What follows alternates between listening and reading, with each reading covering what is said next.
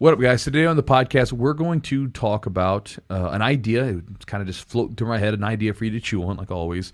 And it's about how to disrupt someone's game plan or their ability to control you or use techniques against you. And it's something I do, and I draw a couple parallels from other places, from some books that I've been reading and things like that. And I think that's kind of a useful thing to do if you want to understand something deeper, if you can find other sort of areas that are seemingly unconnected and you can somehow bring them together. I think there's a thing to that.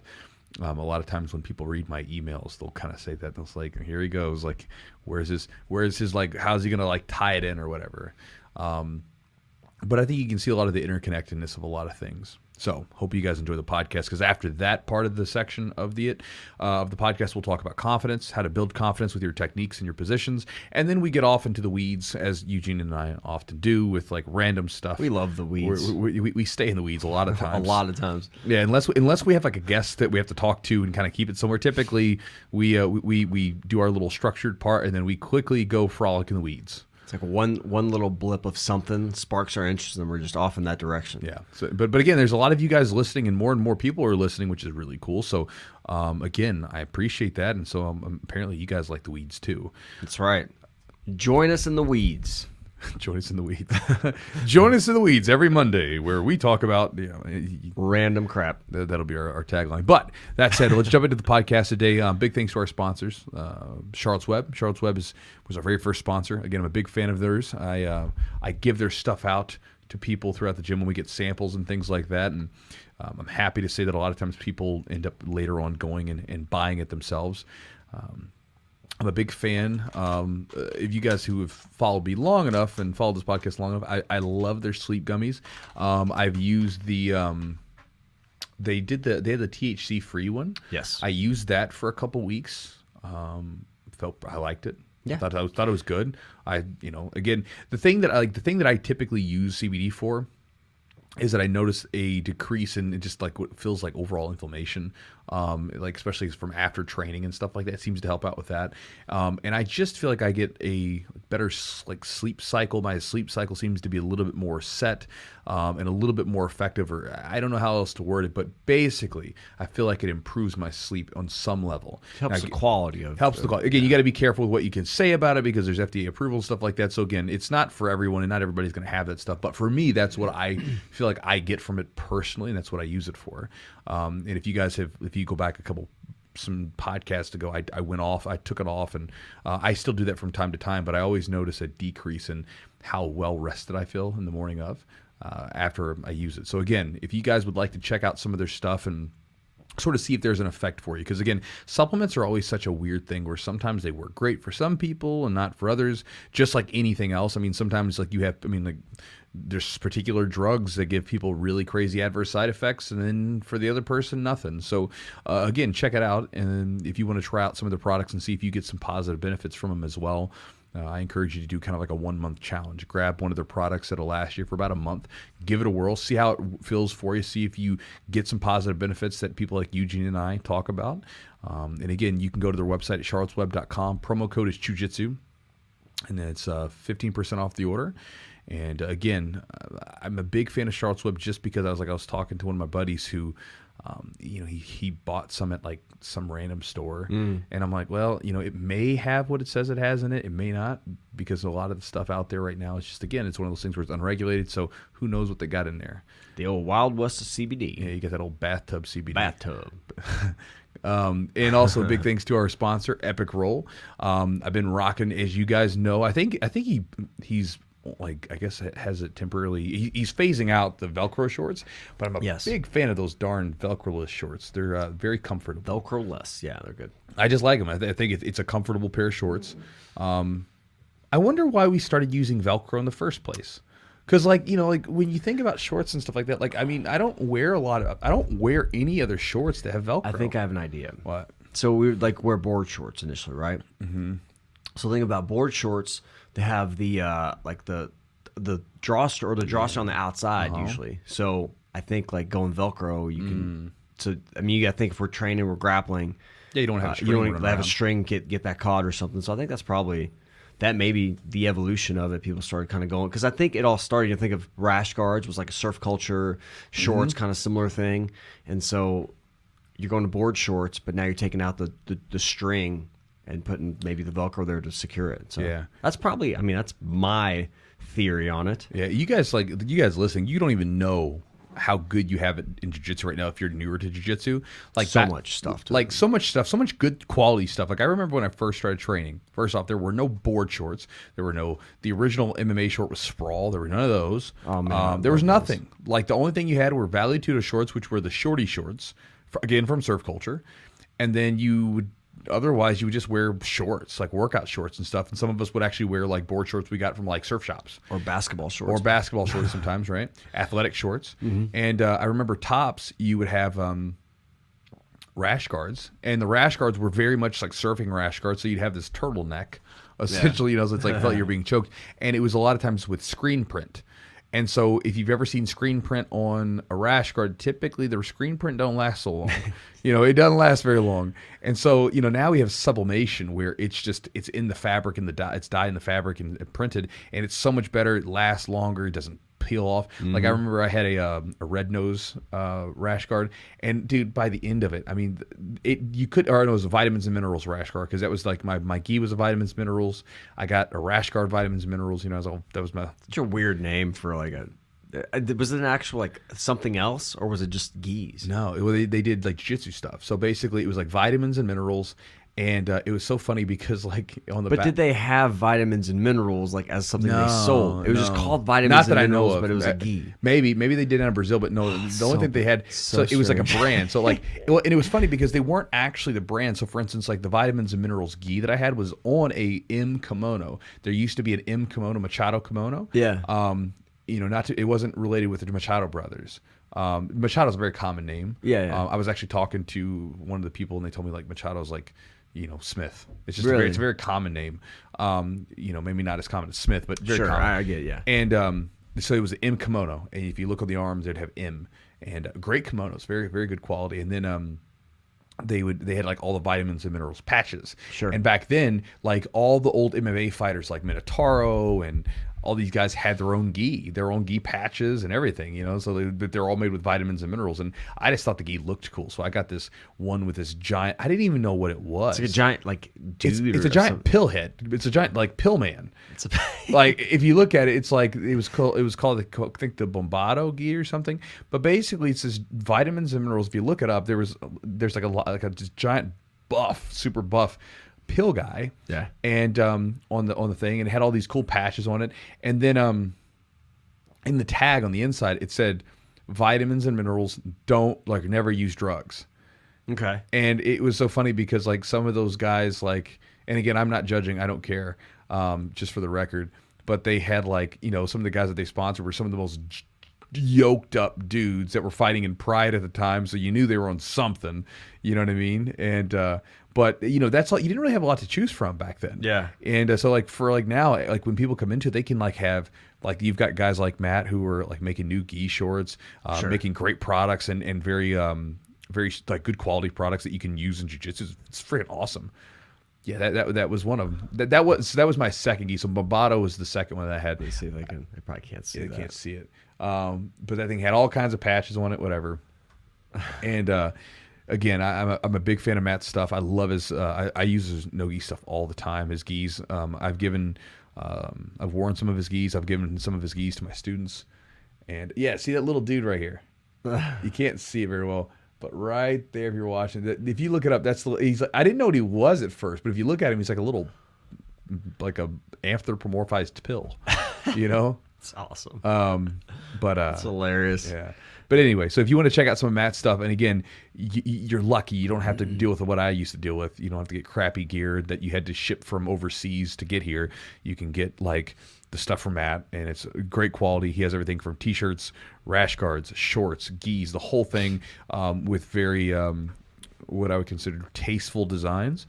You can check out epicrollbjj.com. Jiu-Jitsu is a promo code. Save 15% on the order. And then want to thank our sponsor, one of our newer ones, Hoist. hoist as meaning it's to lift up. The definition of hoist is, by the way, to lift up. I didn't even think about that when I first started using the product. I was thinking more of the word moist and then hoist, but then I was like, oh, it's to lift up. Yeah. It's to lift you up after training. Makes sense. So I've been using hoist. We got the product, probably about a month ago. Yeah. About a month ago, and so I've used it. It's starting to get warm outside again, and so when it gets warm outside, it gets hot in the gym, and especially if I'm doing 2 a day. So, for instance, one of my hardest sessions of the week is typically on a Monday or Tuesday when we do 2 rolling sessions. And as I get older, and just letting you guys know, I'm 36 now, so I'm getting older. I noticed that those 2 a days they take a lot more out of me than they used to. Because, dude, when I was younger, I used to be able to just blast through like multiple training sessions with lifting in the middle and whatever else, no problem. Granted, I would also take naps in the middle of the day. I can't really do that too much anymore. I got stuff to do, but I used the product there, which basically, all right, I'm going to train hard, sweat, and everything else, and then I'm going to see how this affects me to where I can get back and get ready. Because, again, hydration is a big thing for recovery. And I've definitely thought I felt a difference personally. And, again, it's so hard to judge that stuff sometimes. But, again, I'm pretty in tune with my body. Yeah. So I kind of know when stuff like actually affects it when it doesn't, at least for me. And so I thought I noticed the difference. Again, it's kind of like a less sugary Gatorade is what it kind of is. It's a less sugary Gatorade, uses a little bit of cane sugar, and then you've got a ton of electrolytes, right? So you've got way more electrolytes in there, and you've got a full range of them, like potassium, magnesium, calcium, the whole thing. You've got a ton of that stuff that then you can drink, put back into your system, and it's been formulated so that this way it's in your system very quickly. This way, you get those electrolytes, and boom, they're getting right into the system quickly. So this way you can recover afterwards. And again, I drank this. I actually put some in a water bottle, and then or actually not a water bottle, but this shaker bottle. Well, no, this thing right here. I try not to drink out of shaker bottles anymore. I just the plastics. Try not to drink. I don't want to excessively. Granted, this is plastic, but I don't want to drink out of plastic more than I have to. So I put things in this. I'll just stir it up or in a blender or whatever. But I just put it in here and then put water in there and diluted it. Yeah. And then sipped on it during training and after training. Yeah. To kind of like help out during and after. And I thought I felt something from it. I think it helped out. And they also have these, which are pretty handy, which would be really useful for like competitions and trips. They've got these sticks now where it's basically just the powder, and each stick has 2 servings of what's in there. And then, what you could do with this is you could essentially, you could do half the stick, I guess, if you wanted to. Yeah. Or you could make a large dose of it and just really, I like to dilute things with water a little bit more. Yes. And so you could dilute it a little bit more because it says like add 1 stick to 16 to 20 ounces of water. So you could do like 32 ounces and then the whole stick in there and just roll with it. And again, you could take these to competitions. You could take That's what I did today, actually. I used one of those and I liked it because I can kind of, sometimes it's a little bit, I'm sensitive to like a lot of sugar and stuff, so I can kind of make it how I want to make it. So yeah, I like it. I thought it tastes really good. Tastes the same, Yeah, and also like when I'm drinking something, I don't want to drink something too syrupy or too salty or anything like that. So I like diluting with more water, especially when I'm training. I don't want to drink something too syrupy. So again, it's it's not syrupy. Even when you drink the bottles, it's pretty light. I just like diluting things a little bit more. But if you want to check them out, guys, you can go to what's the website? It is drinkhoist.com. Drinkhoist.com, promo code is Jiu-Jitsu, and you get 10% off the order. And then our last sponsor today is Manscaped. Big thanks to Manscaped. They came out with the Lawnmower 4.0. That's right. Which figured out how to turn the light on and off. Yes, so we figured it out. They sent us one. Eugene and I just share it. That's not true. We just share the same ball trimmer. I take it over to my house some days. He takes it over to his sometimes. Yeah. Try to do a good thorough cleaning. But this is not. So it's got the light. So if you're watching the video, you can see this. And this really isn't all that probably interesting. But what I like about it is because I use this thing. Obviously, I use it on my nether region, which you can do. But the old nethers. Like a lot of times if I'm trimming my beard, that light is bright as can be. It's one of those little LED lights. And you hold the button down a little bit for like a couple seconds, and boom, the light's gone. And very, very useful for that. So this way, like if I'm trimming my beard down, I don't have to mess with it. And again, I like this little trimmer. It's really handy because it's waterproof. And also I can use it like for pretty much anything. And it's the little guard technology that they have on. It's not bad where, again, my girlfriend, when she like shaves my shoulders and stuff like that, because I get those tufts of fur, I remember there's a comedian back in the day. So manly. He was talking about how as you get older, like you stop, you lose the hair in the place you want, but you start growing it everywhere else.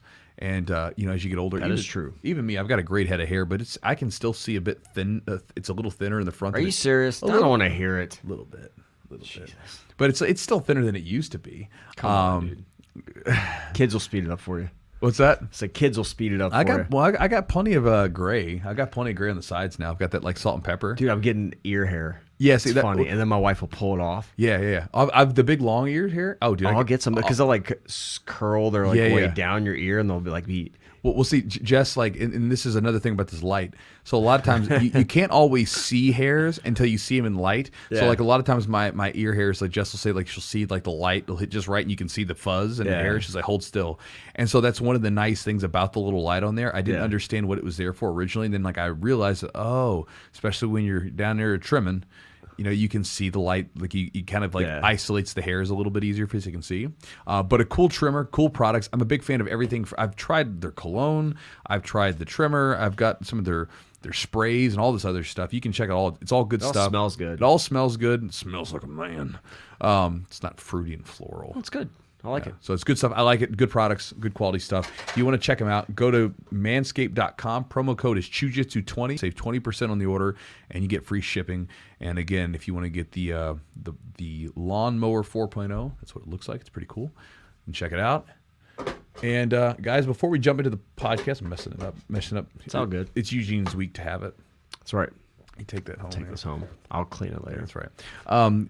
And before we jump into the podcast, guys, if you want to see what I've got going on or check out anything that we have going on, a couple of things to check out. One is Patreon, patreon.com/the Jiu-Jitsu podcast. At the time of filming this, I'm getting ready to upload a narrated breakdown for you guys. So basically, I'm taking one of the rolling videos that I did recently. I'm going to break down a couple ideas as to what I'm doing, because in that video, I'm experimenting with things. And I think it's a useful lesson. It kind of goes with what we're talking about today, where you're trying different stuff out and how to develop certain levels of confidence with techniques. And so I'm going to get into that in that narration. If you want to check that out, you can go to the Patreon at patreon.com/the Jiu-Jitsu podcast. You can get that video along with a ton of content from over the years that you have access to for an incredibly affordable rate. And if you guys have been a part of the Patreon, we're getting ready to get back to the live feeds that I was doing. I haven't been able to do them for a bit because I've been getting settled. So I'm back. I'm settled now. I'm settled at the mini farm. So we're going to get back to that soon. And I say mini farm because I don't like, if you guys ever come over, I don't want you to think I've got like 100 acres or something. You know, nothing like that. It's enough to have like a park in my backyard. You know, it's kind of nice. Yeah. And also, if you guys want to see what I've got going on at any point in time and always kind of be up to date with everything that's going on in my neck of the woods, you can go to chewjitsu.net and look for the button that says free ebook. On that button, you click on there, you give me your email address. I'll send you a couple Jiu-Jitsu ebooks that will help you out, everything from drilling to there's even some specific workouts that I give, like body weight stuff that we did back when the COVID started. There's a whole like little package of stuff that you get for free. And you can get that, you can download it, and then you'll get emails from me typically Monday through Friday. And if at any point you don't want to get those emails, you can always unsubscribe, and you don't have to hear from me ever again. Never. Unless Chewy's your coach and you have to hear from him all the time. That's right. And then you'll have to hear about me. Otherwise, you can just unsubscribe. No big deal. No harm, no foul. But a lot of people seem to like it. Thousands of people read it every morning, read it every day. And if I don't send them, I start getting messages from people like, where the hell are my emails? Which I like. Emails at Chewy. Got any more of them emails, Chewy? I'm happy, but there was one guy that he was on the email list, and he somehow, I don't know what happened, but somehow he got off of it. Yeah, kicked off or something. He got kicked off. I don't know what happened. I think it had to do with something that like where I set up something. It was my fault. But it was. I'll fix it. Huh? I'll fix it. Okay. But anyway, he somehow got off of it. And he sent me a message. He's like, Chewy, where's my emails? You know, I haven't gotten emails for a week. Like it's like part of my morning routine with my coffee and everything else. So if you want to get those, go to my website. All right, guys, enough of that stuff. With all that said, let's jump into the podcast and let's talk about how to disrupt someone's game plan where they're trying to use a particular technique or position on you.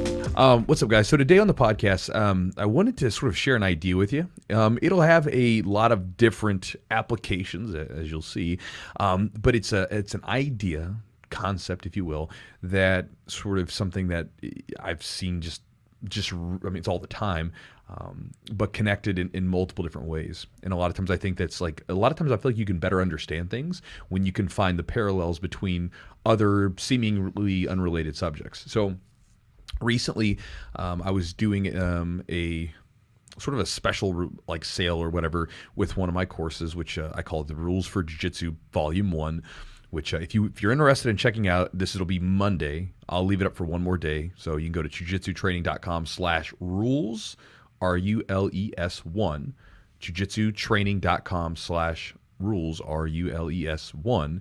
You can get it. I'm going to have it for Monday, then I'm going to close it down immediately after. But getting to it, the idea of the course was basically something I did for my Vault membership, where I was essentially putting together a little over 20 rules, concepts, strategies, just different little things to chew on that weren't necessarily specific to one technique or one thing, but a lot of times were to multiple things. Or if we did get focused on a specific technique or position, we sort of underlined, well, how does it work? What makes it do the thing that it does? So this way you can understand it better without having to even think about a technique. You can increase the ability for you to hit techniques, that kind of thing. And so I was thinking about something, because a lot of times when I roll with people, a lot of times, like for instance, when I go to competitions, one of the things that I try to do is I try to figure out what is my opponent going to do so I can stop them from being able to do that. And even like when I'm rolling, a lot of times at gyms, when I visit different places, a lot of times I will allow the person to like grip fight with me a little bit so I can see what they're trying to do, just so I can figure out what they're going to do, and then I can say, okay, I know what you're doing. You're getting ready to try to grab this, and I'll stop that. And even if you're just rolling like normal, if you understand like the important parts of a position, then you can defend against it more easily, because you understand what's really important, what that person actually needs. And so a couple ideas. So I was talking to a purple belt. She's visiting the gym for about a month, and I was talking to her the other day, and she's involved in marketing and stuff. And we were just talking about marketing and things like that. And we got on the subject of books like The 48 Laws of Power, and a book that I've talked about multiple times on the podcast called The True Believer. And I was talking about those books because those books are really about the manipulation and control of people. And I read them, and I've read both of them multiple times. One, so that I can understand how to create certain things in like the organizations that I'm involved in, right? Like if you want to create a vision to get people riled up, like for your employees or whatever, that kind of thing can be useful. But more importantly, I like to look at those books so I can understand what people are trying to do so I can avoid it. As an example, a lot of times, like one of the most sort of poignant passages in The True Believer that stuck with me was this quote where Eric Hoffer says something to the effect of, a mass movement can exist in absence of a God, but not in absence of a devil. And essentially you have to have someone to hate. There has to be this us against them mentality, right? And a lot of times when you look at it, and I don't necessarily agree with all mass movements, but any of them, the major mass movements, you always see that there is an us against them mentality, where you essentially lump people together, lump people for some reason, whether it's their career, their religion, their race, their whatever, lump them together, and they're bad.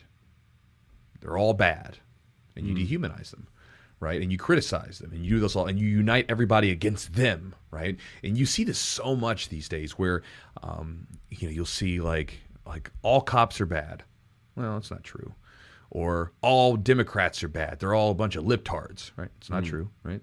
Or they all want to take your guns or something, right? Or the Republicans or conservatives are a bunch of idiots and they're all racist. Not true, Or like, people of different religions. I mean, hell, religion's been a big user of this, right? Like, I mean, think back. I mean, you had Protestant and Catholics killing themselves. You pray to the same God the wrong way. Right? Like, that's crazy. Like, and you're going to kill someone, and all of them are bad. Like, it's nuts. It's crazy.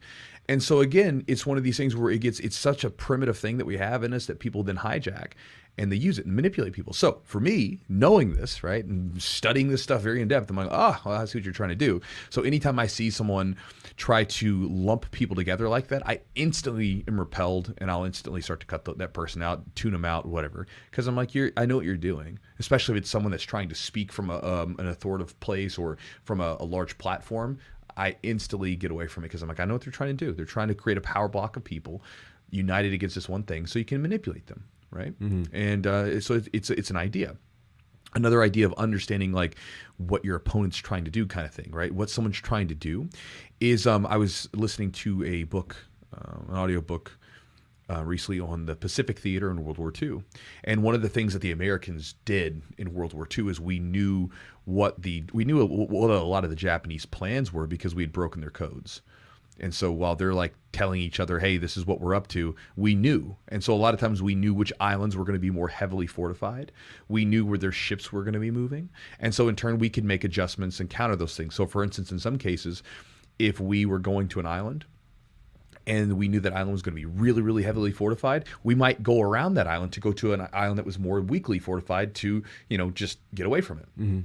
Or, if we knew they were coming in with this fleet in a certain way, we would be prepared for it, right? Because we knew what they were going to do. And so if we know what they're going to do, we can be ready for it. And especially if we know what the important parts about it are.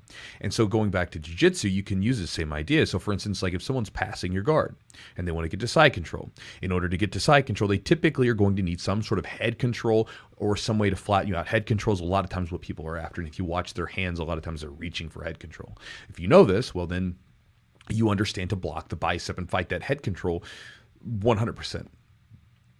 If you're in a half guard, for instance, a lot of times half guard is the underhook is really a big important point of it. If you get the underhook on the bottom, you have a better chance of sweeping the person. If they get the underhook on you, very easy to flatten you out. And so that battle can ensue. And if you know that the person's a really good half guard player, I've done this in competitions where I, study the person a little bit, knew that they were a half guard player, and in turn, I would fight that half guard hook and just dominate it and not let them get the hook so they can't get their sweeps. They have to have it so they couldn't get their sweeps. Even this past year at a competition where I was watching my opponent before they competed against me, I noticed that they were involved with leg locks. Okay, leg locks. So what I'm going to do is I'm going to make sure they don't get to a inside position with their feet. Because leg locks, one of the most important parts about the leg lock is if you can get inside control and position with your feet. If you can get that position, very easy to get the leg locks. If you don't get that position, very hard to do with the leg locks, right? And so when I got against the person, I made sure I kept my hips back, my arms forward, and everything else, and fought for double underpasses, which again is going to deny them the ability to get inside position with their feet. That's the key element, right? Just like head position for side control, underhook for the half guard. Inside position with the feet. If you could stop that, it's very hard to get leg locks. And so if you can understand what the person is after, whether you have watched them roll before or if you just kind of know the position, if you know the position that they're trying to use and you know what makes it work, you can prevent against the strategy. And so it's important to sort of watch positions. And as you go through Jiu-Jitsu, now in the beginning, if you're newer, hell, you just do what you got to do, right? You just try. But a lot of people, as you start to progress, you want to look at what is the common thing that runs through these positions? What's the important points of these positions, these submissions, these movements that you're doing? And if you can find that out, if you can look at those, then that's there we go. That's what I was looking for. The common thing, that's the thing that they're after to set everything else up. And if they have that, they can make everything happen. If they don't have that, they can't make it happen. And so if you can figure out what that is for the position, it's very easy to stop a lot of moves, and you don't have to think of it as I have to stop someone's, sweep or something. I just have to stop that hand from getting underneath my arm. Much easier, much simpler of a task. Or it's not stopping their guard pass. It's like, okay, I want to make sure that their hip or knee does not connect to mine so that my knee can go back in and regain guard, that kind of thing. Mm-hmm. So it's just an idea. And I was just thinking about it when I was writing one of the emails today about, understanding when people are trying to manipulate and control you. And then it kind of connected with that strategy for that whole World War II thing that was going on, where we knew the codes, we knew their strategy, so therefore we could counter it better, and they couldn't use it against us. And then again, you see that in Jiu-Jitsu, where a lot of times for me, if I can figure out what position they're going to, or even if we get into a specific position that I wasn't ready for, if it's a position I'm familiar with, and I know what they need, then I can better defend it. What do you think your process is? Do you usually scout or like observe? Or you just kind of casually. You talking about for like? Yeah, for like a tournament, for example. Like, are you just like, hey, I know this opponent, or I'm going to be there, and if I see them go, like say they compete before you, you're kind of doing that process. What would be like? And you're obviously very experienced in this. Like somebody maybe with a little less experience. What should they do?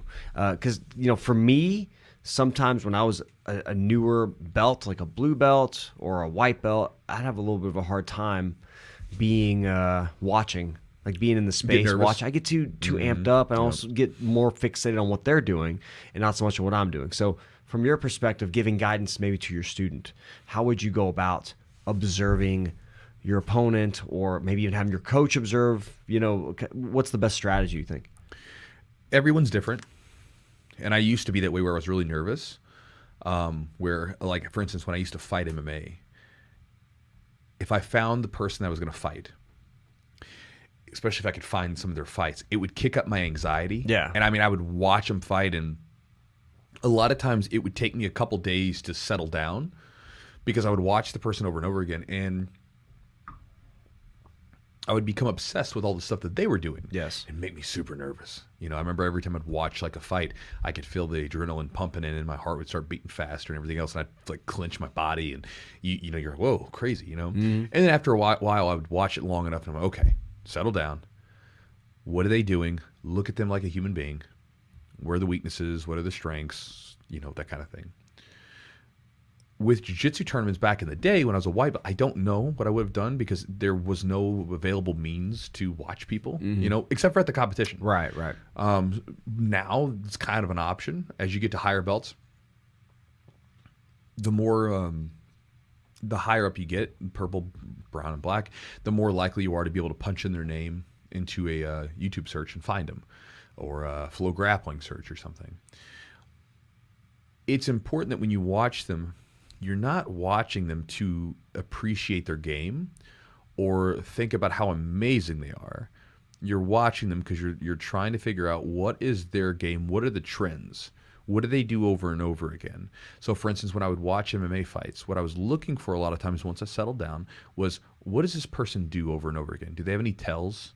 Some guys, a lot of times sometimes they switch their leg before they do certain things. Like there was one guy I fought, he would always switch his leg before he shot for a takedown. So you knew when he was going to go for a takedown and when he was going to try to box you. There were other times where you would watch them and they would literally have a little shoulder movement that they would do before they threw a jab. So it's almost like playing punch out. If you saw that, you knew what they were going to do.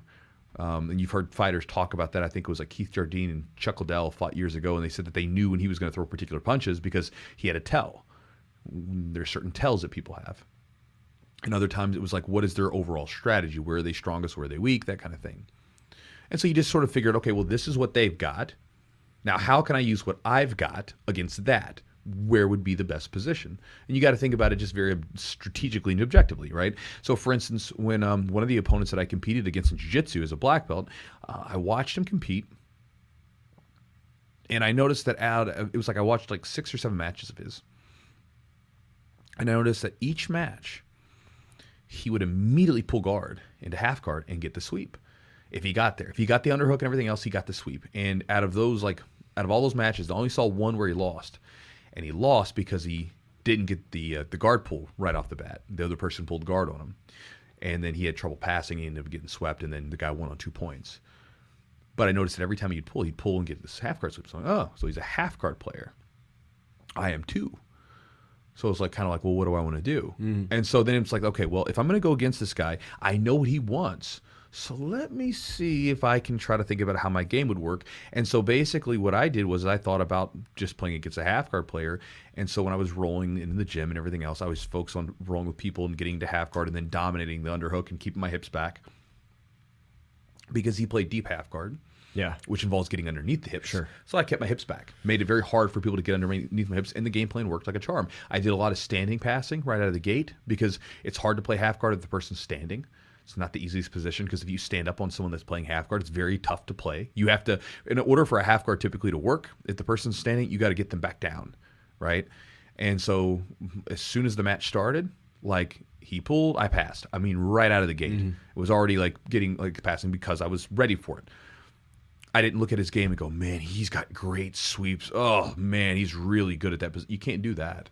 And this last guy, I didn't have any videos of him rolling beforehand. I just watched him roll that day, and he had matches. And when I was watching him, I just noticed he was constantly getting to the leg lock in 50-50. I'm not particularly great at 50-50. I'm okay. Yeah. I can play from it. I know some stuff, but I'm not the best position for me. So I was like, I don't want to go there. I don't want to play it. I don't want to get involved with it.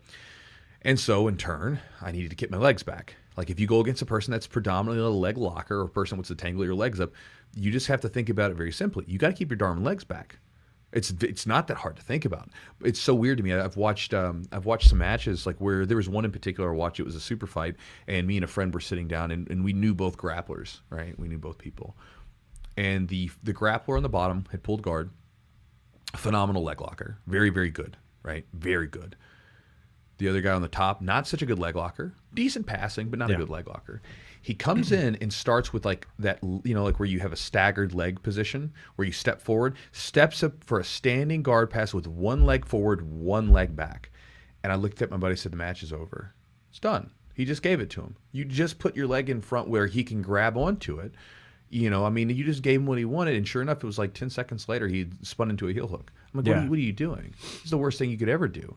Like, you'd want to come in and hand fight and put your head forward, basically put it in this buffer between their arms and their ability to grab and your legs. Keeping your hips low, too. I mean, kind of like if you're doing passing double under type stuff, you're keeping really low and trying to kind of not let them get underneath you. And you can do standing passing, too. You just got to keep those hips back. Yeah. Right. I prefer the low passes on those positions, like double unders and everything else. Like that's what I did in the competition against the leg locker. But again, if you don't want to do double unders, maybe that's not your jam. You can still do great standing passing, but your hips have to be back further if you don't want to engage in the leg lock battle. If you don't want to let the person get under those legs, then you better stop him from getting there. And you do that by having your hands out, fighting the position first. Yeah. And so, the match was over. It's just a bad strategy. So again, it's not about necessarily watching someone and going, man, that person's amazing. It's about just looking at it and saying, here's what they've got, here's what I've got on the table. How can I beat that? What kind of game plan, what kind of movements could I use to beat that? And then you just go after it. The key is that, as we talked about this even before the air, you have to go out and you have to pull the trigger.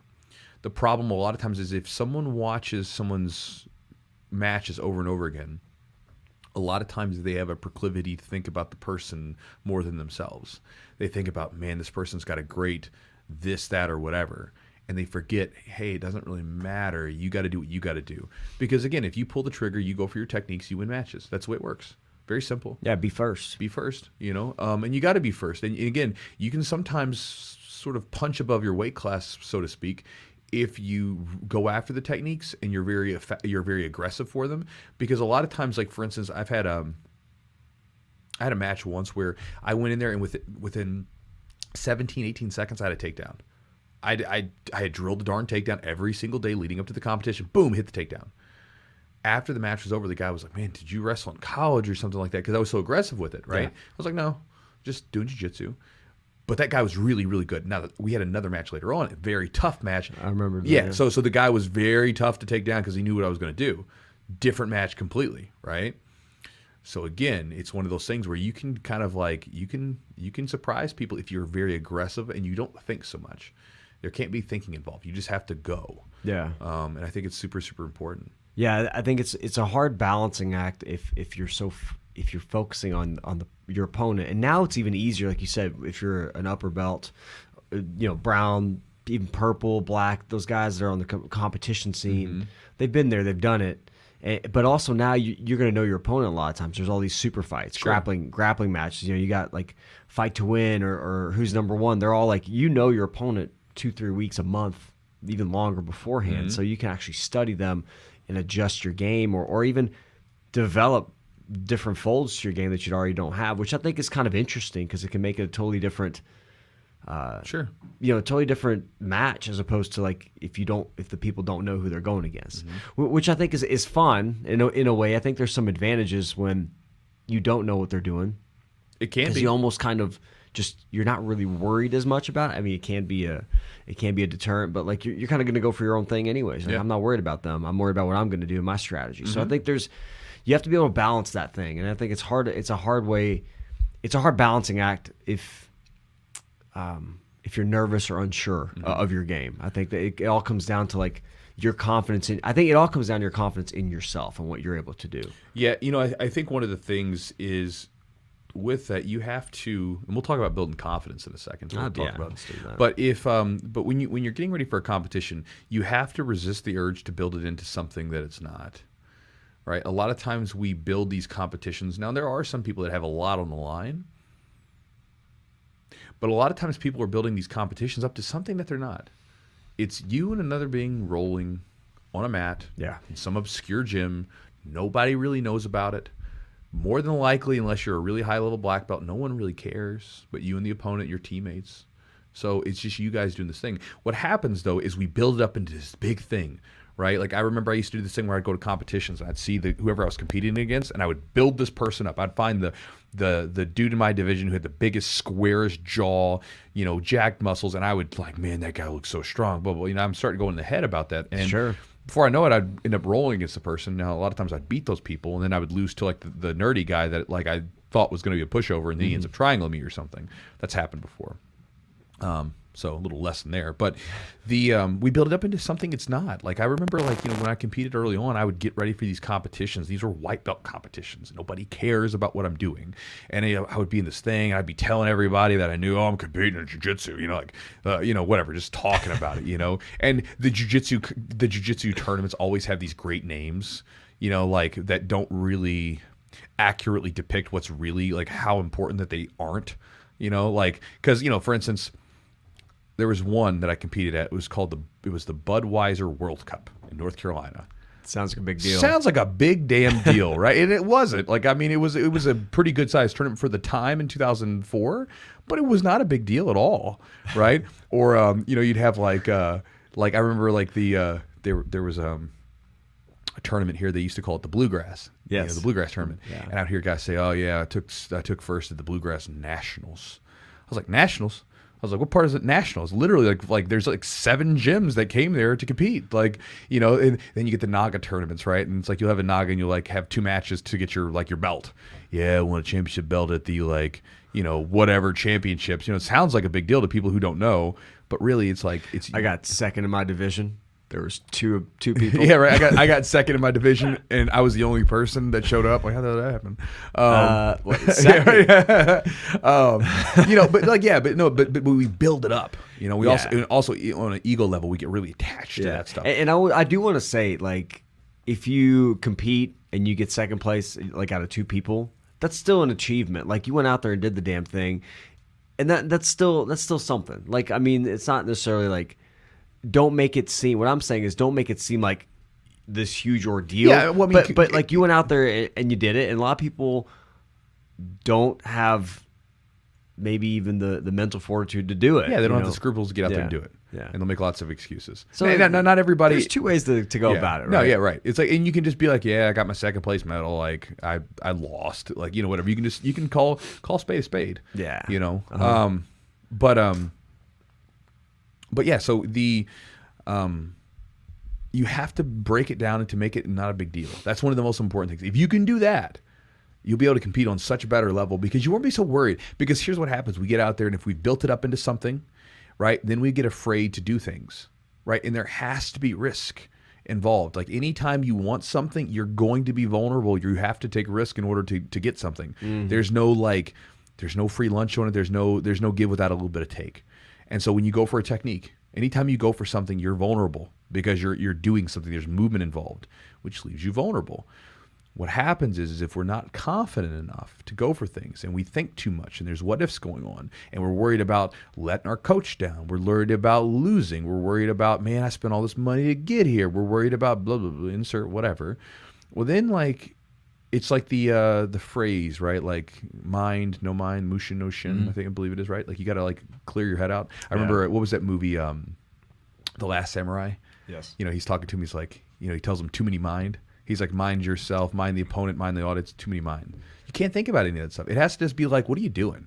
Like, what are you going for? Like, what are you trying to hit? And it just has to be so not a big deal. And if you can make it so not a big deal to you, you can have a lot of fun at competitions without the I mean, you'll still be nervous. You'll still be excited to go. There's still the jitters beforehand because you're getting ready to do something. But there's not the same level of hesitancy and apprehension that people have sometimes when they compete, because they don't go for things because they're thinking about everything else other than what are they supposed to do right now with this technique. And so you break it down into something it's not, just, or break it down into just not being a big deal, because it's really not. If you lose a competition, probably it's not going to change anything in a big way, but if you win, it can be a lot of fun. And even for me, a lot of times, even when I've lost competition matches, when I go out there and I attack and I really go for things and I really try to hit my game and I throw everything I have at them, I walk off with my head high and I'm like, you know what? I lost that one. Happens sometimes, right? But I feel pretty good that I went out there and did the damn thing. And for me, that was a big struggle early on, was conquering myself, not the opponent. It was about me conquering me in my headspace so that I could get out there and really show who I was. Because I used to be one of those guys that was like, I still competed well, but I was way better in the gym than I was when I competed. And one of the big problems was I always built competitions into this big friggin' deal, right? Like I said, I was telling everyone I was competing, doing all this stuff. I was competing at the Budweiser World Cup, you know, white belt. Make it sound like a big deal. And then, because it was a big deal to me at the time. Sure. A lot of ego attachment. That's the thing. there. It's a big deal to you. Right. It was at the time. To everyone. Everyone competing is usually, especially a white belt, it's kind of a big deal to you. Yeah. Especially if you haven't done a lot of competitions. It's nerve-wracking, Yeah. you know? And that's why I say a lot of times for white belts early on, it's just to get out and compete. Like, don't even worry about the outcome. Just get out and do the damn thing, because a lot of times as you start to do it, you find your rhythm with it. But, man, it's like it takes a little bit for you to just, for some people, not everyone, it takes a little bit to get your rhythm in competing. You know? Got to get your reps in. Just like anything. Like, if you want to get good at a position or a move, you got to do your reps. So, for me personally, it was like I need to do competitions consistently. Everyone does. To build that confidence. Well, and to be good. Because if I would compete like once a year, a couple times a year, and it was like, after the tournament, I would be like, all right, okay, now I feel good. Now I'm ready. Like, I wish there was another one next weekend or something like that. And if I've done that, I feel good. But I think getting those reps in and getting the looks and doing it, just making more of your normal, not as big of a deal. Yeah, I mean, but again, like even me though, like I don't compete as much as I used to. I compete just fine. Yeah. I've done it so many times, and also I don't care. I genuinely am detached from that outcome. I want to win really badly. Like, I love winning. It's fun. It feels good to win. And I win far more than I lose, but I'm not dependent upon the outcome. If I lose, so what? Big deal. You know, like I'll teach my students a lesson from it. Here's what I did wrong. Let's look at it. I don't care. You know, like it is what it is. We win some, we lose some. It's all part of it. But again, in coming into that with that mindset, you can just let everything hang out. Now, that comes from confidence.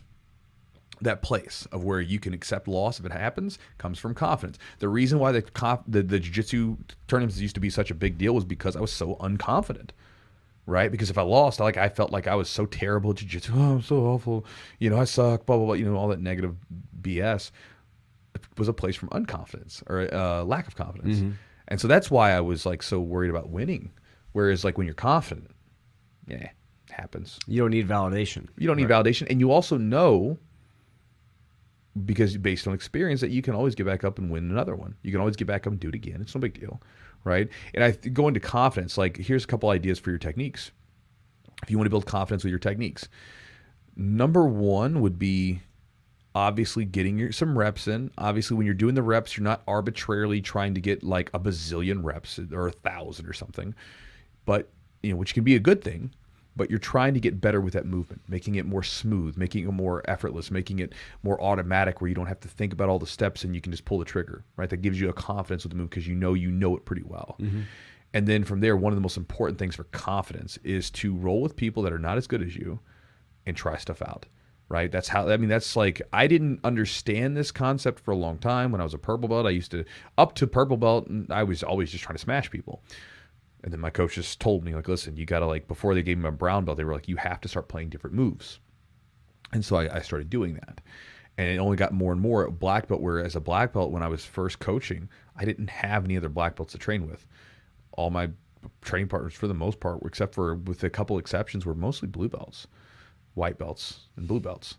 So like, well, how do you get better with that? Well, you basically get active reps and you try stuff out on them and you do moves on them. And because they're not all that good, they're good enough to resist some stuff. And if you completely screw it up, they're not going to like, they won't work. But if you do it pretty well, you're going to hit it on them. And if you fail, they're not good enough to like really make you pay. Right. And so again, that gives you a lot of confidence. It's almost like a trapeze artist, like who has a safety net. Right, the trapeze artist there's no way you could become an expert trapeze artist, right, where you're doing all this crazy stuff, or tightrope walker, if you didn't have a safety net to train under. Now later on, you can take that safety net away when you do your big performance, but when you're learning, you're going to fall. You just know. So you have to have a bit of a safety net. If you're always, again, early on, you're always rolling without that because you're getting smashed afterwards every time you screw something up. But later on, after you get a little bit better, you want to roll with those people that aren't as good as you, and you want to do it very intentionally, because okay, you can basically bust them up and like give yourself a little pat on the back and be like, "Oh, it was awesome today," right? But you could go in there and say, "I'm going to work on something against these people. I'm going to start developing a different type of my game," or even if you're going to use one of your A game moves, play with that particular move over and over and over again to try to get some reps with it. That's active repetitions, and that'll build confidence in that movement because you've hit it so many times during rolling that then when it comes time to do it in a competition, there's no question. You know it can work. You've done it so many times it can work. And so it's important rather than just going in there and just seeing what happens or flowing. Now, there's a time to do that, of course, but if you're thinking competition-wise, if you're getting ready for a competition, it should all be about hitting those moves against someone and being very intentional about it. And so that's a really important way to develop the confidence with the technique, because then again, you can go with it without thinking about, man, if I mess this up, they're gonna hurt me real bad, right? And you're like, if this friggin' blue belt passes my guard, if this white belt passes my guard, I'll be all right. I'll be able to escape. You know, they're not gonna smash me too bad. And if you're a new white belt listening to this, because I know we always get some newer people. One of the things you can do is sort of set little mini goals for yourself and work on survival. So for instance, check this out. Here are a couple things that I did as a white belt that helped me out. One, when I was trying to learn how to play guard, which I did not want to do as a wrestler, my goal was not actually to sweep anyone. It was just to hold guard. I would open my guard and kind of go for stuff, and I would reclose it back in again. Open it, close it, open it, close it. And the more I did that, the more I could control the person without losing the guard or losing the position, the more comfortable I felt to go for things. Because if I knew I could go for a submission, and if it failed, I could always relock my guard. Well, then I started to get to where there was no longer hesitancy. I could just really go for that armbar 100%, and if it didn't work, I'd always get back to my guard. That gave me confidence, right? And then from there, like, again, the longer they were inside my guard, the more opportunities I had to play with. From the bottom of positions like side control and mount, a lot of times I wasn't even trying to escape at a certain point because I'd be rolling against a blue belt or a purple belt or a white belt that just had more experience than me. And so I wouldn't even try to escape at a certain point because I knew I wasn't gonna. I'd be like, I'm gonna get smashed. So what I would do is I would just ball up, stay tight, see how long I could last. I'd look up at the clock. All right, like I've got 2 minutes. Can I hang out for 2 minutes? You know, and just see what I could do. And I found that a lot of times if I just balled up and took my time and breathed, I could hang on for a long time, longer than I thought normally, because I wasn't pushing in weird places and trying to, you know, overextend myself. And then on top, what I would do a lot of times is I would simply just try to sit in someone's guard. Yeah. I would try to break it, but if I found that I was getting into a weird spot, I would just get back to covering and be kind of boring and stalling a little bit just to get used to being able to hold the darn position without getting swept. And the longer I could do that, the more confident I got about being in those positions. And I could, you know, was able to do things. And so, you know, that's what I did as a white belt on just surviving, which is simply just forgetting about actually being successful with any of the things that you want to be successful with. I know it sounds kind of counterintuitive. Basically, I have no expectation for myself. I was like, I'm getting crushed. Yeah. I'm getting crushed today. It's happening, right? Be okay with that. I accepted it. And I was like, okay, I'm getting crushed today. Let's just see if I can slow the crushing down a little bit. You know, yesterday I got submitted 6 times by this person during a round. Let's see if we can make it 5 today. You know, last week when I was rolling with this dude, he passed my guard 4 times during a round. Let's see if we can make it 2. Yep. You know, and then slowly as you get better at surviving and you become more relaxed, you're able to do a lot more because you're able to then recognize things, and the longer you can hold out, the more successful you can be. Yeah. So as you know, as I've started coaching and running a class. I've kind of developed my teaching is kind of developed, and my class structure is kind of developed. You were in one of the 6 a.m. classes, and you gave me some really great advice that one time, just to focus on technique and keep it simple.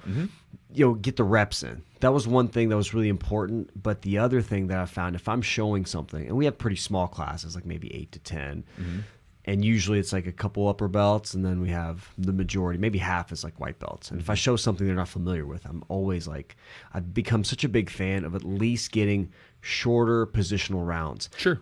Pass defend or just holding position. Like, hey, get in this position, see if you can keep from being swept, or vice versa. So there's no, like, it's like you're going to go for it.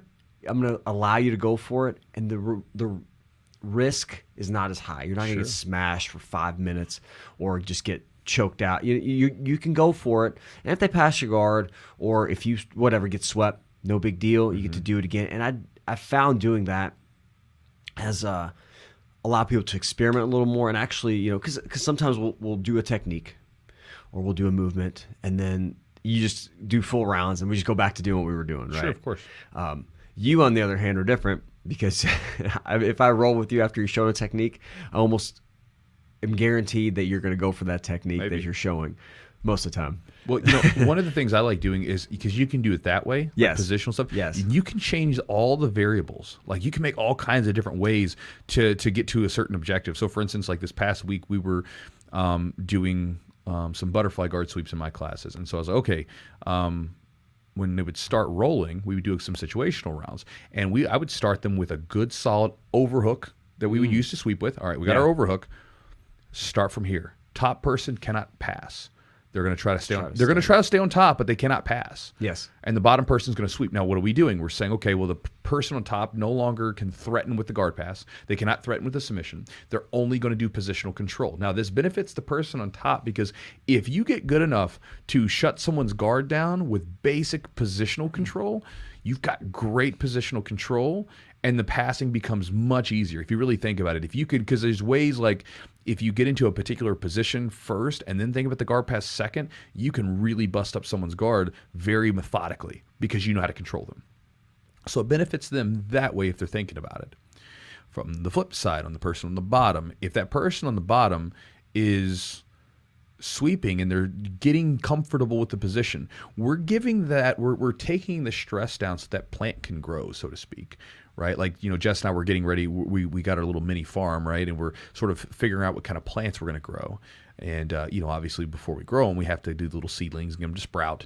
And eventually we put them out in the field. Yeah. You don't put them out in the field first necessarily. I mean, some can, but a lot of times you'll let them grow first and then you take them outside. So this way, when things with the elements and things are stressful, it doesn't kill them right out of the gate. Yeah. So if we just do a full roll where everything's thrown at, it's just too much. Right, it's just too much stress for them to really be able to do anything, and so with that, with the techniques, we're taking the stress level down, we're taking away the variables, and we're saying, listen, you can sweep them, and if you can submit them, and if you mess up, they cannot smash you afterward. Right. Now they can put a lot of pressure and maybe bust up your guard that way, but they're not going to pass you, put you in side control, and basically make you eat chest hair for the next 5 minutes, right? Like, so you can get out of it, and so that's the idea. And so this way we can change that up in a number of different ways. And get very specific on something, and again, that's useful, because that positional rolling gives people time to play with the position before we move on into full rolling or whatever, where they actually get a chance to see if it's good for them. I think probably one of the most unfortunate things that happened to me probably for a long time is that there were probably lots of positions and techniques I could have been good with, and I am good with now, but I never got a chance to train with them in lightly stressed conditions. Yeah. Where I could really experiment and play. Again, I could do this manually, and people listening who don't control the technique, you can do this manually by just rolling, the tip I was saying about before, roll with people that are less experienced than you. Sure. But there is something to, having people that are good, skilled people too, and just not giving you the full deal. You know what I mean? And so it's very useful. Yeah, I agree. And I did actually that exact thing where we were working from bottom, and the person on top is just staying. Mm-hmm. They're just trying to keep their base and try not to get swept. And also, the entries are so hard for people sometimes. So if you even start in the position, but you don't have the proper entry, like the overhook, you got to get that. That's very crucial. I mean, not very important. There's other sweeps and things like that, but that gives you like, you already checked a couple of the boxes there. You're more likely to kind of really see what you're doing, if it's going to work or not. So yeah, I love doing that and playing around with time, adjusting the time as well as a variable. I think adjusting the time can be like, all right, you only got a minute. You better go for it. And if you're on top and you're trying to keep your base, you only got a minute to keep your base. So you're not going to be fighting there for 3 minutes. So I think it lets people really explore, really get after, which I think is super beneficial. Especially if you're a white belt and you're like one of very few white belts and everybody else is more experienced than you are. So yeah, I think it's good for anybody though. I mean, it's good for, I agree. I think it's good for anybody that because positional rolling is just really, really useful. It's not always as fun as like the full on rolling, but it's really useful. One of the drills that I like doing sometimes is when our footlock classes on Fridays is I'll put people into the leg lock position and I'll say that one person is trying to submit them, right? Trying to do whatever they can to submit with leg locks, and the other person is just trying to defend. Yeah. They're not even going to try to submit them.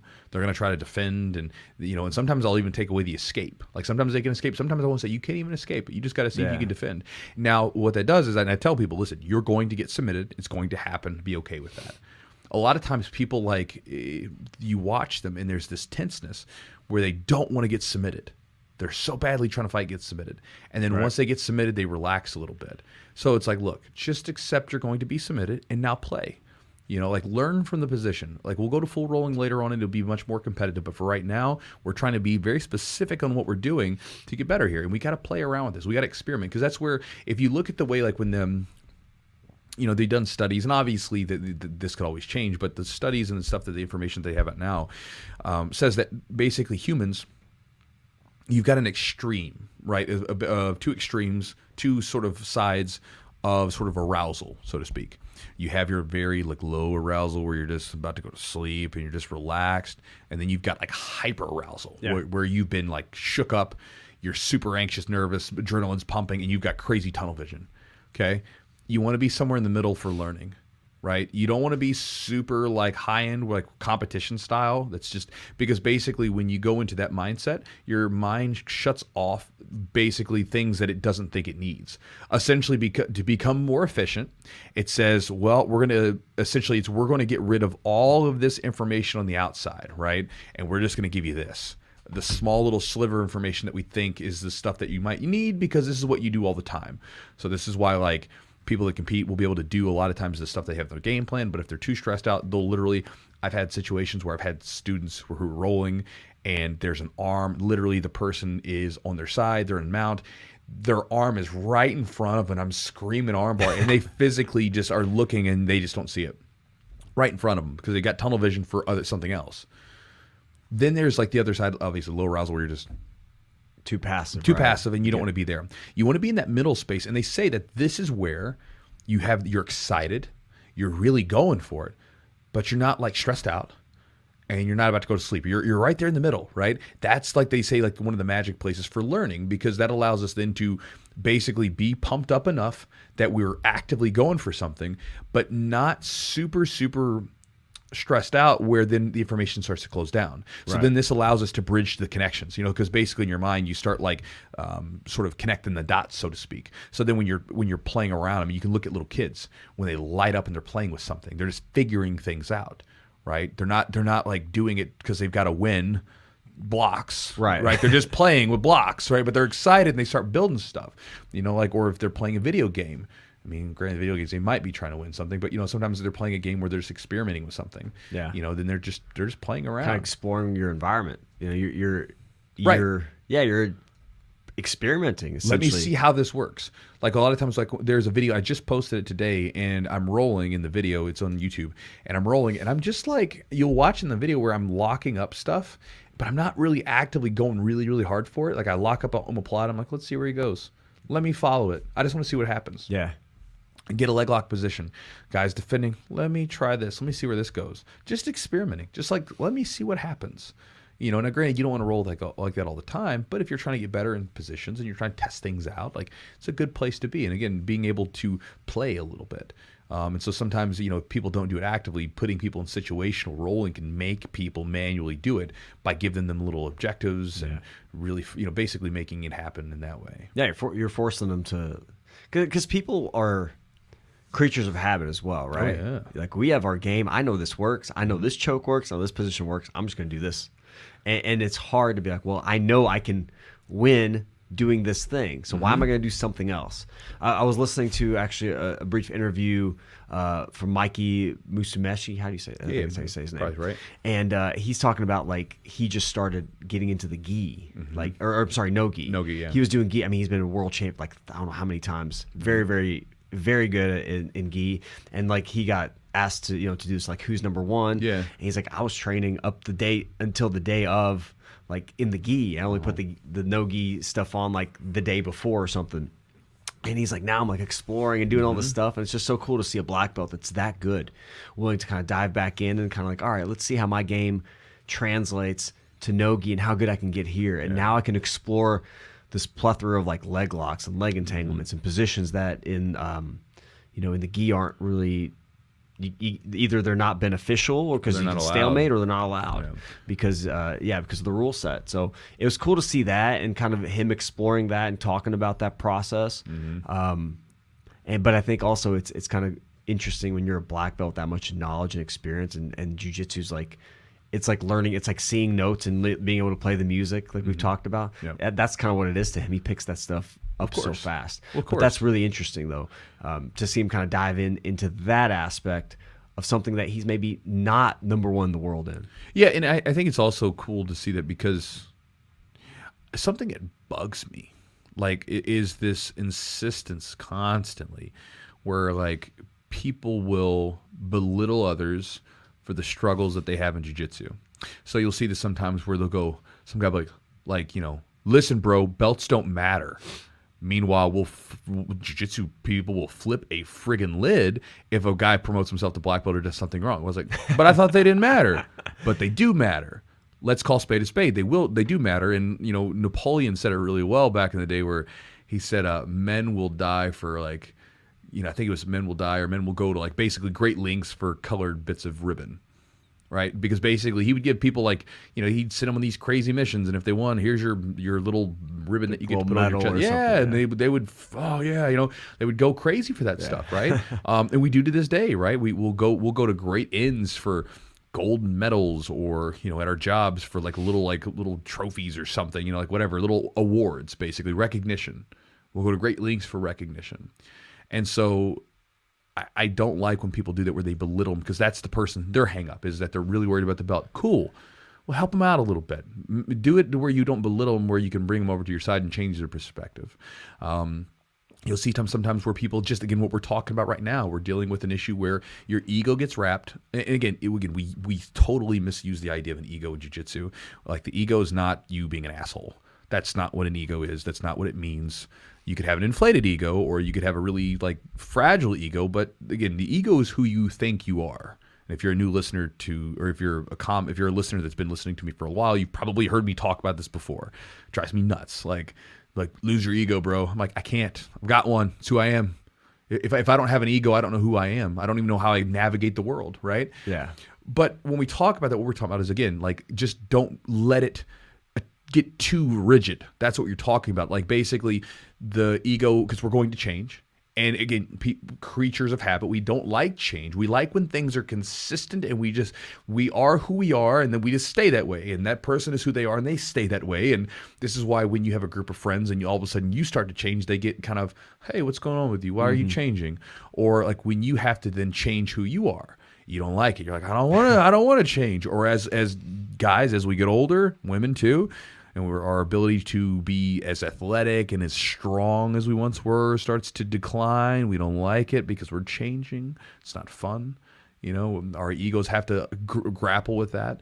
But you have to let the snake shed its skin. It has to be able to change over time. And that's the big issue. And so again, going back to it, you get people that get really good at gi games.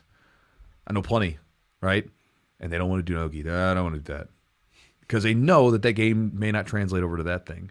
And then you go from being this really, really good player in here and being pretty good still, but not as good over here. Not as dominant. Yeah, and vice versa. It's like, again, you don't necessarily have to be good at both, but if you want to be, but you don't take that leap, then there's a problem, right? So it's like if you because like for instance, let's say Mikey's like, I don't want to do no-gi. They're like, if you want to do, I don't want to do it, and because I have no interest in it, well then that's okay. But if he's like, I kind of want to do it, so then he had to like let go of the gi or let go of the gi and just do his no-gi stuff because he was winning world championships in the gi. That was probably his focus. Yeah, just killing it. I mean, it's freaking incredible. And so again, everybody has those issues, and there's a lot of people that have that issue with different things where let's talk about their specific positions. Specific. I keep saying that. I think I've been saying Pacific. I think it says specific. Pacific Ocean. But saying specific positions, right? Let's say you got a really good butterfly guard, right? And you got such a good butterfly guard that you don't want to play anything else. You're like, hey, try to use some X guard. Play butterfly guard. Hey, try to get on top and like pass the guard. No, I got a good butterfly guard. Then there's a problem because you're not going to be as good in those areas. And again, that's a people's hang up. Now, again, in jiu-jitsu, a lot of times the people will belittle people. Oh, lose your ego, bro. Blah, blah, blah. That kind of nonsense. I was like, no, why don't we just help the dude? I see this sometimes I've seen this with coaches before. I've seen this with like comments online, where people just like, it's this belittling thing. I'm like, we don't help. Like one comment I had the other day where someone was like on one of my videos, they're like, this is the stupidest question ever. And the question was basically, the guy was asking, why do we roll again after I've submitted someone? Now, it sounds, okay, now listen, so it sounds stupid, but let's get down to it. Why do we roll again after we have already rolled them and submitted them? Because in a competition, it would be over. Why don't I just get up and roll with a new partner? Because what happens is every time I roll with them, a lot of times when I'm done, I submit them and I roll with them again, I'm tired, and then they get me kind of thing. So the question itself, it might annoy you a little bit. It's like, dude, just friggin' roll, right? Yes. But what's the root cause of the issue? The issue is that you don't like losing. The issue is that you're being way too competitive on the training session, and you think that you find no value in getting submitted and failing, right? That's the issue. Those are issues that a lot of us deal with, where we don't like losing and we don't see the value in that, right? So that was the root issue of it. So I answered the question. It goes, "This is the stupid friggest question." I'm like, yeah, because you're looking at it superficially. We're not looking at it like, what is the root cause? Because the root cause is something we all deal with at some point. Right? We all deal with like struggles where we don't like losing, we don't like failing, and we will insert whatever excuse that we want to insert to avoid losing, right? We've all done it. I've done it, so that's why I answer the question. So I think a lot of times we try to belittle people, but we don't really look at the issues deep enough, at the root causes to them, why are they asking that? Why are they asking that? Yeah. Or even asking like, what are my issues? Because I got some. And instead of like pointing the finger at other people, like look back and say, what are my issues? Before I wag the finger at someone else and try to belittle them, what are my issues? That kind of thing. It's a hard thing to do. Point the finger at yourself. Look at yourself. Because you have to, you can't push it off on anyone else. When you look at yourself. Hard? I would say it's difficult. I would say it is. It's not complicated for sure. It's not that it's complex to do. It just takes effort. It's a lot easier to say it wasn't me, it was you. For me, here's my problem with that. It's like it's so like it's not useful, right? So for instance, like if I wag the finger at someone else, no matter how many problems I had when I was younger, I was always willing to put the burden to myself. Like I would beat myself up. Oh, I suck. I need to train harder, stuff like this. Which again, that has its own problems. Sure. But I would never blame it on someone else. And it's one of the things I don't understand. Is because I'm like, again, you basically if you start blaming other people or start wagging the finger at other people, or you could take that same amount of energy that you're taking and you could like put it towards yourself and improve who you are in whatever field you're doing. To me, it just seems like it's so much more useful just to like take the gaze and put it back towards yourself, because you're like, I could improve in a lot of other areas. The time that I spend writing this post, I could like think about like maybe I could write something else that can improve my work in a particular area, or maybe I could read a book, or maybe I could go for a walk or whatever, or I could go cook some good like nutritious food or something, whatever your hang up is, instead of just bleh. I think one requires self-work and introspection. The other one doesn't. It's very easy to put the blame on somebody else and just say they're the cause of my problems or my issues. Mm-hmm. So you have to be someone that's willing to put in work, and self-work is very hard to do. I've done that. I work on it all the time. You know, my wife and I, we're going to be married for 8 years this Monday. Yeah. And it doesn't come from like not putting work in and like looking at yourself. Like if all you do is just blame the other person, your relationship would never work. Of course. And so like I'm bad at jiu-jitsu because my coach is shit. Yeah. You know, like that, well, they're not bad. That person's not bad at jiu-jitsu. Well, what is it? It's easier to blame. It's easier to blame and say it's somebody else's fault versus looking at yourself and being like, all right, what do I need to do? Because you have to actually do work. It's self-work. Sure. And that's hard to do. Not as in like... Yeah, not complicated, right? Complicated. It just takes effort. Yeah. And so that in itself, like, well, what's wrong with my jiu-jitsu game, right? Why am I losing? Why am I doing these things? Yeah. Is it because my gym's not good enough, or is it because maybe I'm not taking a step back, looking at my game and seeing where my flaws are and what I can do to improve? Maybe I'm eating poorly. Maybe I'm not sleeping well enough. Maybe I'm not making it to practice like I should and going out drinking, kind of thing. You know, there's always... It's a big thing in MMA, I feel like. MMA is a hard thing.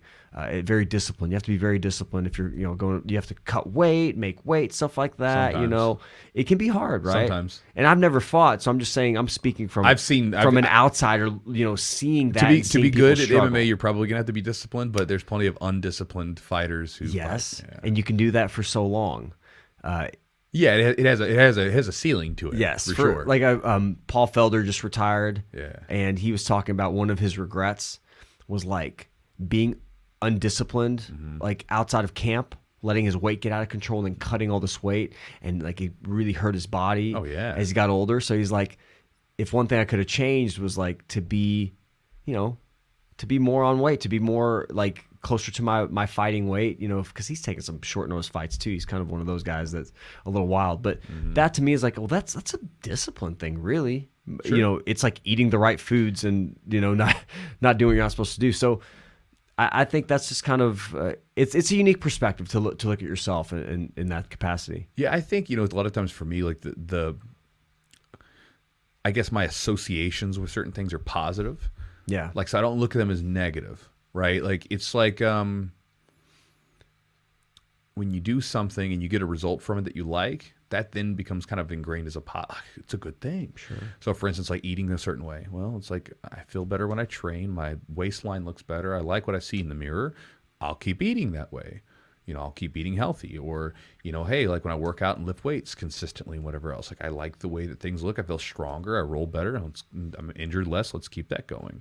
Or even like, again, placing the blame, focusing on myself. Like I've watched plenty of people over the years who were engaged in practices where they would constantly get involved in like arguments with other people and different stuff like that, or they would constantly blame other people and something. And it just never really worked out for them very well. And I'm like, well, it didn't work out for them really well. And what I've been doing has been doing well with me, where I just kind of like sometimes wrongly so put the blame on myself, but do something with it. But it still worked better than like trying to always place it on someone else. Yeah, but you're so it's become a positive thing. So I associate it with that. So for instance, like some people hate working out. I love working out because I associate it with the benefit. When I'm tired, I don't require a ton of discipline to go work out because I'm like, well, I know what the payoff is. I'll feel better afterwards. So therefore, I'm going to go do it. It's take a minute to get me going, but then I'm going to be good. To eat the right food. Well, it's like I eat this food, I'm going to feel a lot better. Like, dude, honestly, if I eat like really bad stuff, I don't feel good. So it's like, I don't want it, like, because I'm going to feel bad. Every now and then I'll have a little something, but even my cheats are not really like hardcore cheats. Like, it's like I'll see stuff like big pies and cakes and stuff like that, and it looks good, and I'll eat it occasionally for sure. But I don't want it very often because I feel like crap. I get like sleepy and tired, and I'm like lethargic and blah, so it's like, I just don't want it. It's mindset. Even like drinking.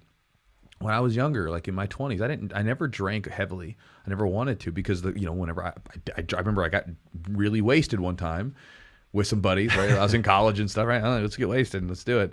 Next day, I had to go train, and I rolled with like a guy for 30 minutes, had the just super, super tough roll. I felt awful. I was like, I don't want to do that again. Like, that feels terrible. I can't do the thing that I actually enjoy doing because of this thing that doesn't really add anything to the plate. Now I'll have a drink every now and then. I'll have like, a drink or whatever to loosen up around groups of people or something like that and just have fun. But like never, I don't like to get drunk. Even like where I've been out where people are like, this was when I was in my 20s still.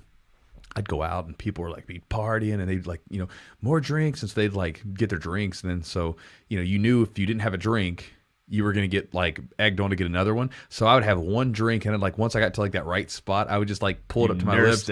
I wouldn't even nurse. I would stop drinking it. I would literally just put it up to my lips and it looked like I was drinking something. I would put it back down. So it always stayed that way. I was like, just leave me alone. Like I don't want to get completely hammered. Because again, if I'm hammered, I can't do what I want to do and I don't feel good. So like, I just think about that over and over again. So again, like that's always worked. And like when I get done at a competition, I don't blame anyone else. If I lose, I'm like, well, I need to fix this. And that's always worked better because I figure out ways to fix things instead of blaming it on my coach or the opponent or the ref or whatever, Your mindset. It comes back to mindset too. That book Mindset that I read, Fixed versus Growth. A growth mindset is like, how can I improve? How can I evolve? How can I learn? Versus a fixed mindset. Sure. Like it's everyone else's fault. I'm doing nothing wrong. Everyone else is doing shit wrong. And so I always go to that. I mean, and you see people, some examples of the mindset of a fixed mindset they were talking about that stands out to me was John McEnroe. Do you remember John McEnroe? He was a tennis player. Yeah. Like in early 90s, I think. And he would always yell at the ref and get in like arguments. He'd get kicked out. And he was one that they compared. They said he had a fixed mindset because he would always blame others. Mm-hmm. And when things didn't go his way, like he'd be winning and then something would happen or he would just blame it. He wouldn't take ownership. He'd blame it on the ref or a bad call or something. And then he would just like basically dismantle. Yeah, that was part of his, like, he was part of his character. He was just crazy. But that was just him. Yeah, it was him. But when things were, it's kind of like one of those things where things are going well, like, oh shit, well, you're on top of the world. But as soon as something doesn't go perfectly, everything crumbles. So it's one of those things like, I think you've done, and knowing you've done a lot of self-work. Like you've done a lot of like reading, studying, learning about yourself. Mm-hmm. I think you've done that. And so you have the ability, the capability to be like, to be introspective and see kind of what's going on with the environment. How can I change it? Usually, and some of that's maybe being self-reliant, kind of like making your own path, forging your own path. Like you have to figure it out on your own. Again, having like mentors and people that around you, but also it all comes down to you. They can't do it for you, and you have to kind of figure it out in that capacity. Well, it's also a waste of time, right? Like I remember, like there used to be these little squabbles on like old forums way back in the day with the MMA community here in town. These little forums would pop up. This is before Facebook and stuff. And I remember these guys would get into all these fights and arguments and stuff like that. And I would just look, I'm like, what a waste of time. Can be, yeah. I mean, like, for what? Like, they would just, like, bitch at each other back and forth. Like, bro, like, you could be training. Like, you could go read a book. You could do something useful. I mean, like, you could do something useful besides, like, going back and forth on the internet. I'm like, this is a waste. I'm like, I'm not going to divert my energy towards another human being, like, in that manner, right? Like, because, again, it's like, I could go, instead of taking that energy towards that, I could go take it to build up one of my students, right? I can use the energy to tear down, or I can build it up. Right. And like, again, I'm not changing anybody's opinion. I'm not helping anyone by getting on the internet, blah, blah, blah, blah, blah. Granted, if there was one guy who had a fake black belt and I called him out on it once. But beyond that, I was like, I didn't engage in any of it. I thought it was stupid. It's a waste of time. So if someone like would talk crap about me, I'm like, yeah, so what? It's like, I don't care. Like, what is it? It doesn't bother me. It makes no sense. It makes no difference to me. Like when people would come over and, they'd say, oh, so-and-so said this about you. Well, good for them. Like I don't care. I think a lot of that comes back to confidence, right?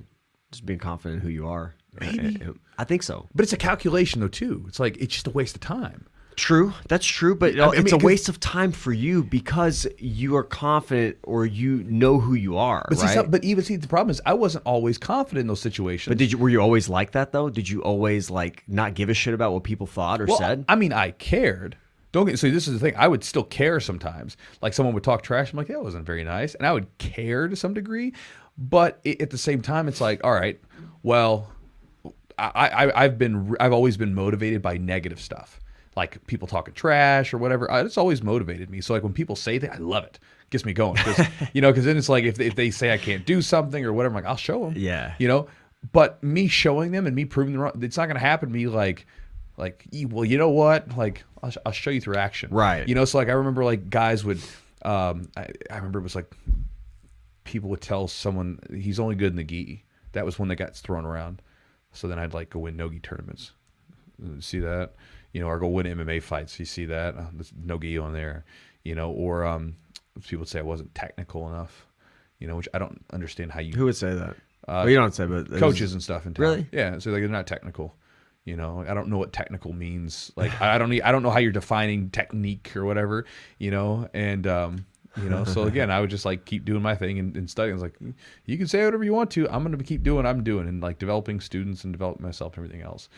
So even if I did bother me, you know, to some degree, not necessarily that it like bruised my ego or anything, but just even if it was just something that bothered me, I'm like, I'm just going to show you. You know, it's far more motivating to me in that way than like trying to get into an argument. Whereas like I could take a lot of energy to use it towards and channel it towards me making myself better. And in the end, I can like sort of like wave back at you. See ya. You know, that kind of thing. You show them what's up. Yeah. So again, it was sometimes I wasn't always confident, but you know, like there was times like when I was younger, I was very unconfident. And so when people would say things, it would definitely hurt to some degree. But I was like, I'm going to focus on myself. I'm going to show them. You know, I'm not going to tell them anything because it doesn't do anything. It's words they're cheap, but I'll show them. You know, so I would use the negative energy towards that. So Yeah. you know. All right, guys. Hope you enjoyed the podcast. I was telling Eugene, I need to develop like a really good like one of the things you don't see. Eugene's got like a combined tape that's going to eventually find the internet, and you'll see I'm a child Of all the like a lot of goofiness. you guys think I'm really cool and very like put together, which I am to some degree, but I'm at my heart I'm a kid. So for instance, he never lets me have things because I'll fiddle with them, and This is a pen top. and I make stupid voices all the time. You know, and I was saying I need to manipulate my voice in such a way that we get like a really cool narrator voice, like, and today on the Jiu-Jitsu podcast is, you know, and like do the whole thing and do my readings like that. So like when we're talking about the products, Manscaped, let's get mowing. You know, like you know, like You better trademark that right now. boom, yeah, right, and like I don't know. I don't know. I don't want to mess with people's products because they all got good stuff, but like have like that kind of thing. Read the Jiu-Jitsu podcast. People already don't take us seriously, bro. The Jiu-Jitsu podcast. Huh?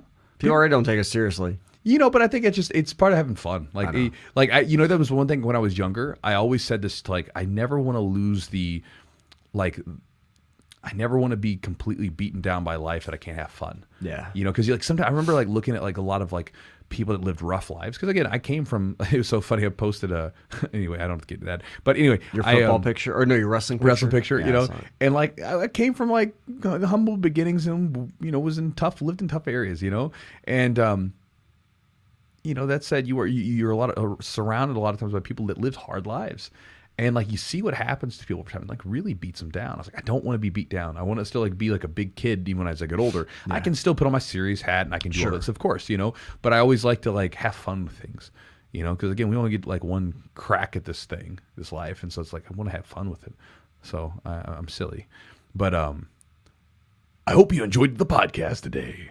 Anyway, again, big thanks to our sponsors. If you want to check them out, Charlotte's Web, take a month, try out the CBD, see what you think about it, see if it helps you out. charlottesweb.com, promo code is Chewjitsu, save 15% on the order.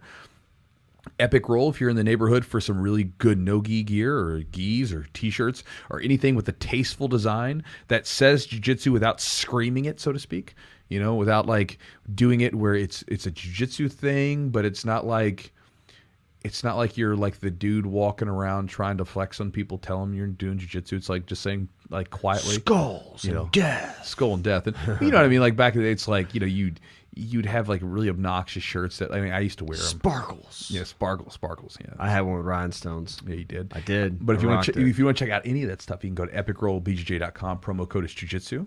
Save 15% on the order. If you're looking for a solid product to hydrate for, again, getting around right at the time of recording this, we're getting closer to summer. So again, one of the things that I've seen this happen so many times is guys are training and they come in on a hot summer day and they start getting sluggish. I've had guys pass out before, and then I ask them, it's like, hey, what'd you eat? And then typically their eating and drinking is way off. Yep. So it's very, very important that you stay hydrated through the summer. If you want a product to help do that, check out Hoist. You can go to drinkhoist.com, promo code is Jiu-Jitsu. You save 10% off on the order. And then last, if you're looking for some premier male grooming products, you can go to I almost said Landscaped. Landscaped. Well, I was looking at the lawn mower and then was like saying Manscaped, so I was getting ready to say the word, then said meh. So if you want to check out any of Manscaped's products, again, I'm a big fan of both. Like their lawn mower is legit. It's awesome. It's very legit, and I really like their cologne. Their cologne's become like, the cologne that I wear. My girlfriend really likes it. It's very clean smelling. It's not too strong one way or the other. You ever notice me walk behind you and sniff you? Is that weird? No, not at all. No, I'm used to it. I don't do it. Happens all the time. But if you want to check out their stuff, you can go to manscaped.com. Promo code is Jiu-Jitsu20, and you save 20% on your order, and you get free shipping. 20% on the order. It's a pretty good deal. Yeah. And and again, if you guys want to check out the video that I'm getting ready to put up in the Patreon, where I'm going to be breaking down, doing a narration of one of the roll session that I did recently, and basically it's a video on YouTube that I already posted, but I want to break it down because there's some interesting stuff going on there, and I think it's a really useful idea for people to develop their games. It's something that I've been doing for years, and it's something that's really, really helped out. And so if I can identify it through the narration, so you can kind of see me doing it, which I think is important, right? Seeing is believing, and seeing people do it, it's like, okay. Like, talking about it's one thing, right? You hear me talk about the video and a lot. I talk about stuff all the time, but sort of seeing it in action can be useful. So if you want to check out that video, you can go to patreon.com/the Jiu-Jitsu podcast. Get access to that video, plus a multiple years worth of content from both videos, podcasts, and everything else. You can check it out there. And again, if you want to see what's going on in my neck of the woods, you can go to jiu-jitsu.net. You can join my email list. You can do that by going to my website. There's a button for free ebook. I'll send you, I think it's actually at the current time, could change later on. There's 3 free ebooks. You get one on drilling.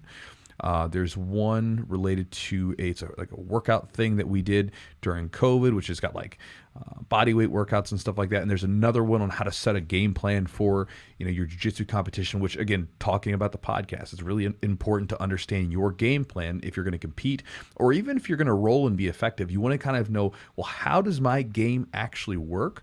So this way, if you're going to devise a plan on how to beat someone else's game, you understand how yours work. You don't want to spend like hours watching someone else, or spend time watching someone else's game if you don't know how yours works in the first place. Yeah. That has to start first. And so again, it's an idea. It's a simple little sort of sheet that you can follow along and make your own game plan up, which can give you a better understanding of how your game works. Again, that's available for free on my website at jiu-jitsu.net, and I'll send you a daily email after that. And again, if you don't want to get the emails anymore, you can always unsubscribe. And that's it for today, guys. So hopefully you enjoyed the podcast. And again, we're getting more and more people listening to the podcast. So I just want to say, first off, thank you guys for listening. Appreciate it. If you think someone might listen to the podcast, you can always share it. Give us reviews and all that jazz. But again, I just want to say thanks to all of you guys that have been listening with us for a couple of years now. It's interesting as someone that's in this like internet marketing space where you're putting yourself out there, and people find me from YouTube, Instagram, and the podcast. And I found that a lot of you that listen to the podcast are like, the podcast and the email podcast listeners and the email viewers. You guys are some of like the most like hardcore. Yeah. Like I've had people like travel fairly great lengths to like go to seminars of mine, like literally traveling across multiple states, flying out of town to get there, to get to the seminar. And I was like, how'd you find out about the podcast? I was like, that's super cool. That's cool, man. Yeah, super cool. That's so awesome. So I appreciate you guys. Appreciate you for all the support. Appreciate you guys for being here, listening. And again, hope you enjoyed the podcast, and we'll talk to you next week.